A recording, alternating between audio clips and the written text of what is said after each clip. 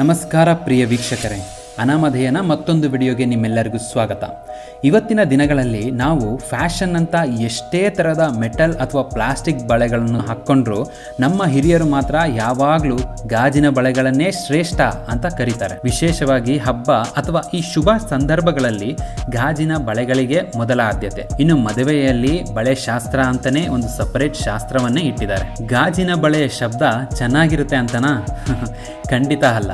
ಹೆಣ್ಣು ಮಕ್ಕಳು ಗಾಜಿನ ಬಳೆ ತೊಡುವುದರ ಹಿಂದೆ ಅದ್ಭುತವಾದ ವೈಜ್ಞಾನಿಕ ಮತ್ತು ಆಧ್ಯಾತ್ಮಿಕ ಲಾಭಗಳಿವೆ.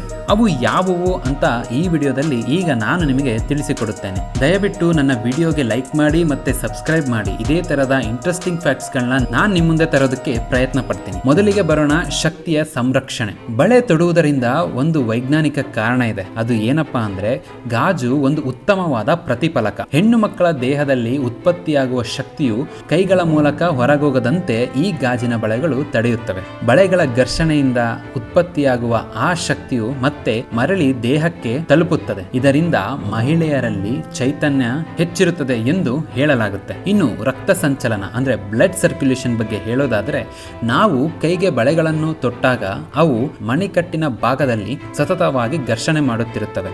ಅಂದರೆ ನಾವು ವಾಚ್ ಕಟ್ತೀವಲ್ಲ, ಬ್ರಿಸ್ಟ್ ಅಂತ ಏನು ಕರಿತೀವಿ, ಆ ಭಾಗದಲ್ಲಿ ಅವು ಫ್ರಿಕ್ಷನ್ ಮಾಡುತ್ತಾ ಇರುತ್ತವೆ ಎಂದು ಅರ್ಥ. ಮಣಿಕಟ್ಟಿನ ಭಾಗದಲ್ಲಿ ಹರಿಯುವ ಪ್ರಮುಖ ನರಗಳ ಮೇಲೆ ಈ ಬಳೆಗಳು ಒತ್ತಡ ಹೇರುವುದರಿಂದ ದೇಹದಲ್ಲಿ ರಕ್ತ ಸಂಚಲನ ಸುಗಮವಾಗುತ್ತದೆ.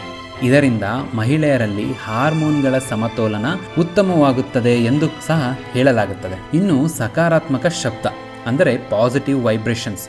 ಗಾಜಿನ ಬಳೆಗಳ ಮಧುರವಾದ ಶಬ್ದವು ನಮ್ಮ ಸುತ್ತಮುತ್ತಲಿನಲ್ಲಿರುವ ನಕಾರಾತ್ಮಕ ಶಕ್ತಿಯನ್ನು ಅಂದರೆ ನೆಗೆಟಿವ್ ಎನರ್ಜಿಯನ್ನು ದೂರ ಮಾಡಿ ಒಂದು ಪ್ರಶಾಂತತೆ ನೀಡುವುದರಲ್ಲಿ ಅಂದರೆ ಒಂದು ಪಾಸಿಟಿವ್ ಎನರ್ಜಿ ನೀಡುವುದರಲ್ಲಿ ಈ ಬಳೆಗಳ ಸದ್ದು ತುಂಬಾನೇ ಉಪಯೋಗವಾಗಿರುತ್ತದೆ. ಮತ್ತೆ ಈ ಶಬ್ದವು ಮನಸ್ಸಿಗೆ ಪ್ರಶಾಂತತೆ ನೀಡುವುದಲ್ಲದೆ ಮನೆಯಲ್ಲಿ ಸಕಾರಾತ್ಮಕ ವಾತಾವರಣವನ್ನು ಸೃಷ್ಟಿಸುತ್ತದೆ. ಅದಕ್ಕೆ ನಮ್ಮ ಹಿರಿಯರು ಹೇಳುತ್ತಾರೆ, ಮನೆ ಅಂದ ಮೇಲೆ ಬಳೆಯ ಸದ್ದಿರಬೇಕು ಎಂದು.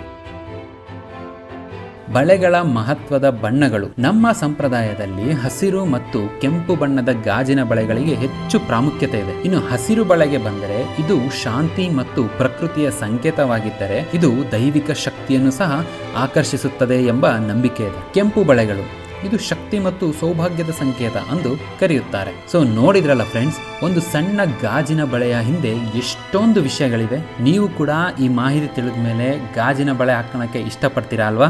ನಿಮ್ಮ ನೆಚ್ಚಿನ ಬಳೆಯ ಬಣ್ಣ ಯಾವುದು ಅಂತ ನನಗೆ ಕಮೆಂಟ್ ಮಾಡಿ ತಿಳಿಸಿ. ನಮ್ಮ ಹಿರಿಯರು ಪಾಲಿಸಿಕೊಂಡು ಬಂದ ಪ್ರತಿಯೊಂದು ಸಂಪ್ರದಾಯದ ಹಿಂದೆಯೂ ಒಂದು ವೈಜ್ಞಾನಿಕ ಮತ್ತು ಒಂದು ಅರ್ಥಪೂರ್ಣ ವಿಚಾರಗಳಿರುತ್ತವೆ ಎಂಬುದನ್ನು ನಾವು ಮರೆಯಬಾರದು.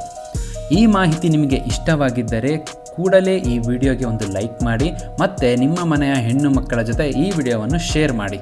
ಇಂತಹ ಮತ್ತಷ್ಟು ಆಸಕ್ತಿದಾಯಕ ಮಾಹಿತಿಗಳಿಗೆ ನನ್ನ ಅನಾಮಧೇಯ ಪೇಜನ್ನು ಸಬ್ಸ್ಕ್ರೈಬ್ ಮಾಡ್ಕೊಳ್ಳಿ ಅಂತ ಹೇಳ್ತಾ ಈ ವಿಡಿಯೋವನ್ನು ಇಲ್ಲಿಗೆ ಮುಗಿಸುತ್ತಿದ್ದೇನೆ. ನಿಮ್ಮ ಅನಾಮಧೇಯ ಈಗ ಹೋಗಿ ಬರುತ್ತಾನೆ. ಧನ್ಯವಾದಗಳು.